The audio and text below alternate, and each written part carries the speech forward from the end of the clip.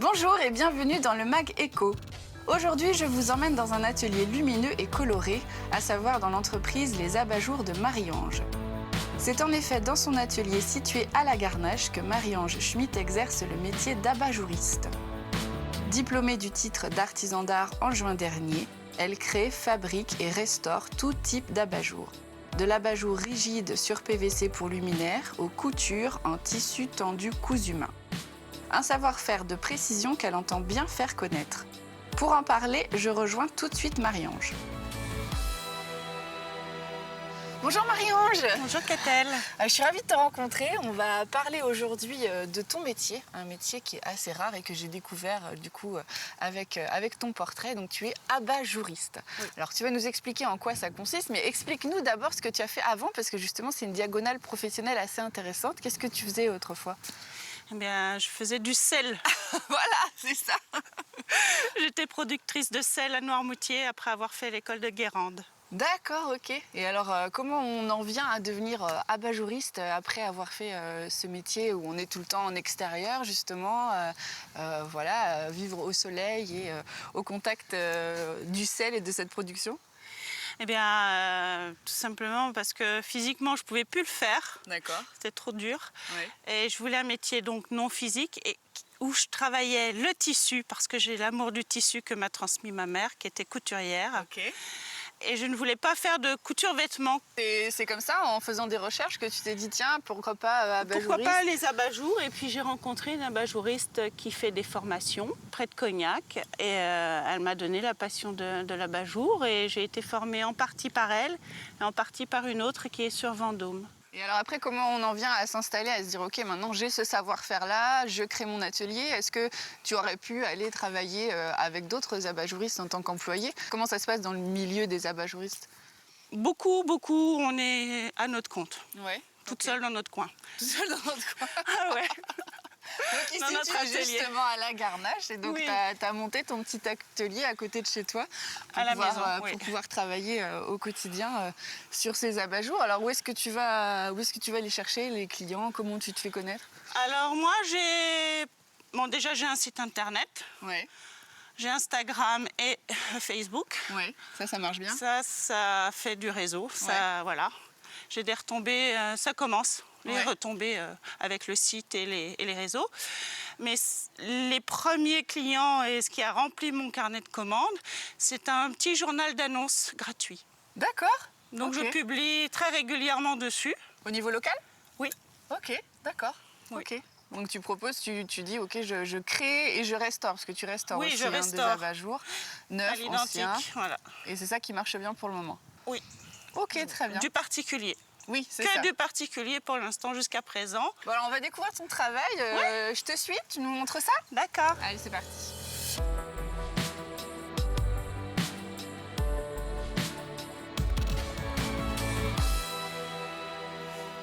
Attention à la petite marche. Hein, Ok, merci. Donc là, ça y est. On est dans ton showroom atelier, c'est les deux. C'est ça, ouais. On fait les deux ici. La partie atelier ici sur la droite et la partie showroom. Effectivement, c'est impressionnant. C'est petit, il faut se faufiler, mais il y en a partout. Il y a plein de belles couleurs. Alors explique-nous justement les différents styles.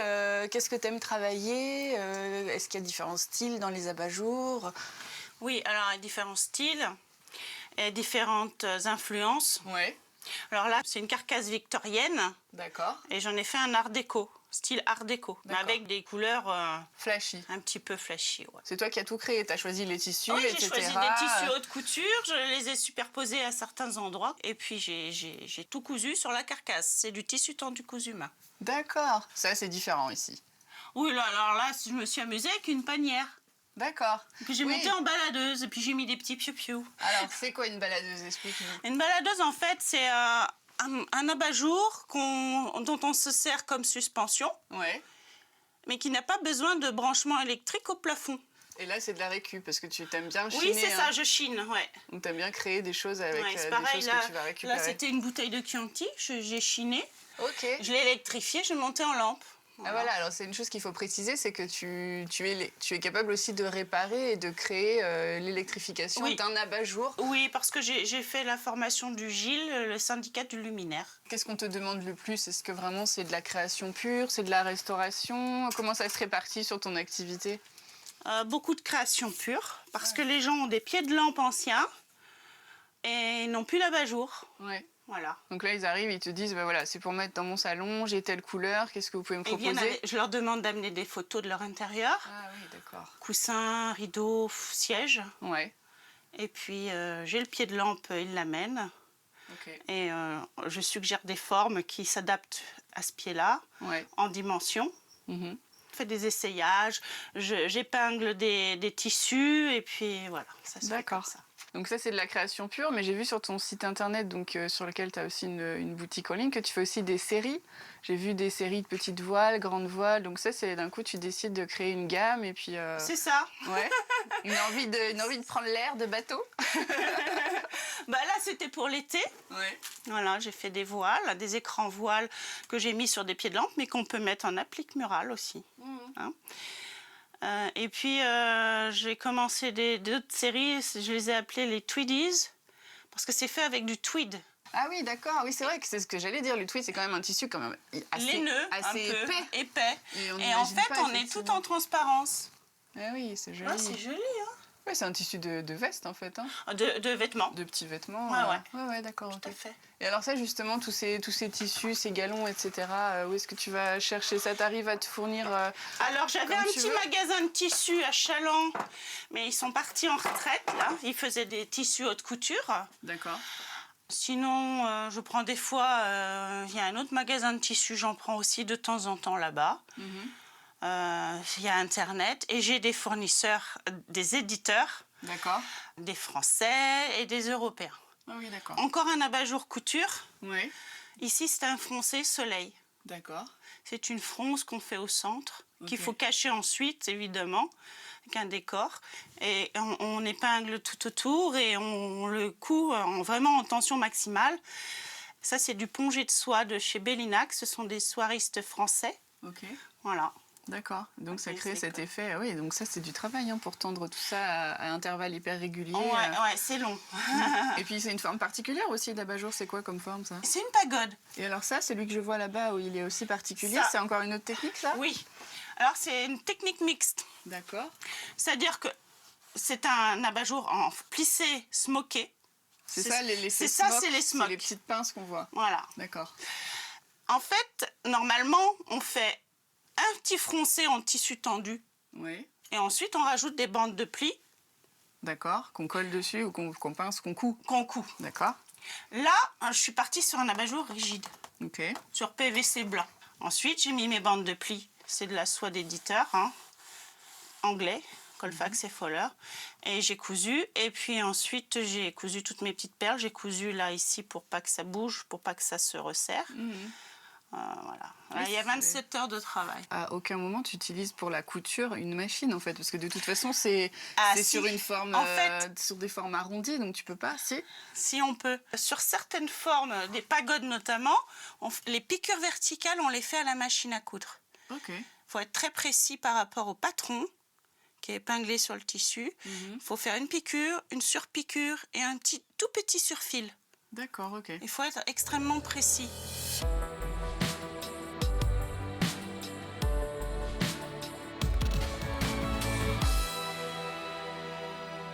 S'installer dehors. Oui, ben alors du coup, raconte-moi comment, on en parlait tout à l'heure un peu en début d'émission, dans ton idée, là, tu voudrais quand même te faire connaître des professionnels, parce que ce savoir-faire, il peut quand même intéresser justement, on en parlait, des hôtels de luxe, des grandes entreprises qui veulent habiller leur décoration avec des abat-jours quand même très esthétiques. Donc comment ça se profile ce développement et comment tu vas te faire connaître de tous ces professionnels?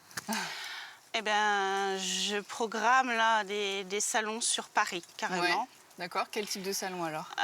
Je vais voir pour Maison et Objets. Ouais, qui est un gros salon. Et puis, je vais très certainement faire le MIF. Le salon Made in France, Paris. D'accord. Okay. Un salon international aussi. Tu en as déjà fait des salons?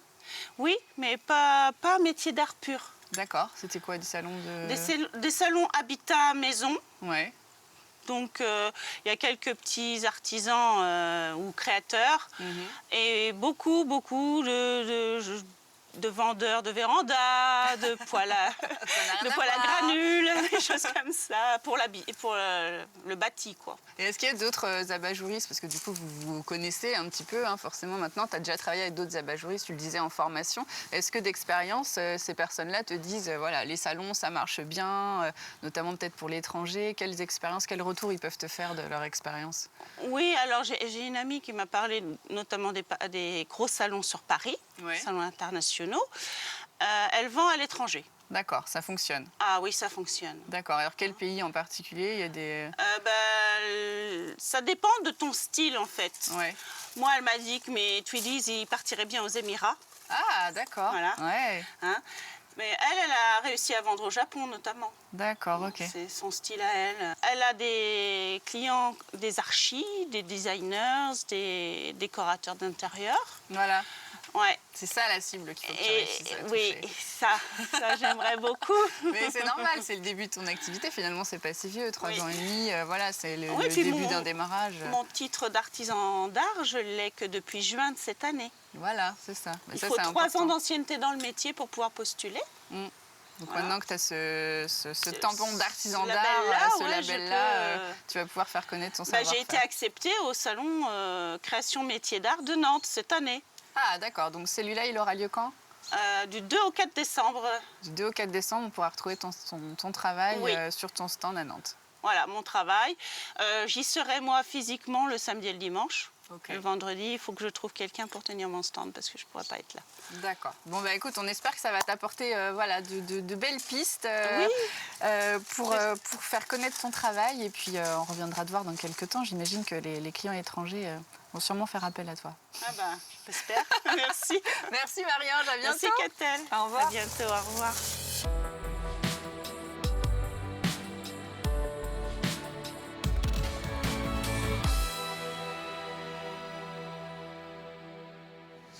La reconversion de Marie-Ange est aujourd'hui lancée. L'enjeu pour elle est aujourd'hui de faire connaître son savoir-faire, notamment auprès des professionnels.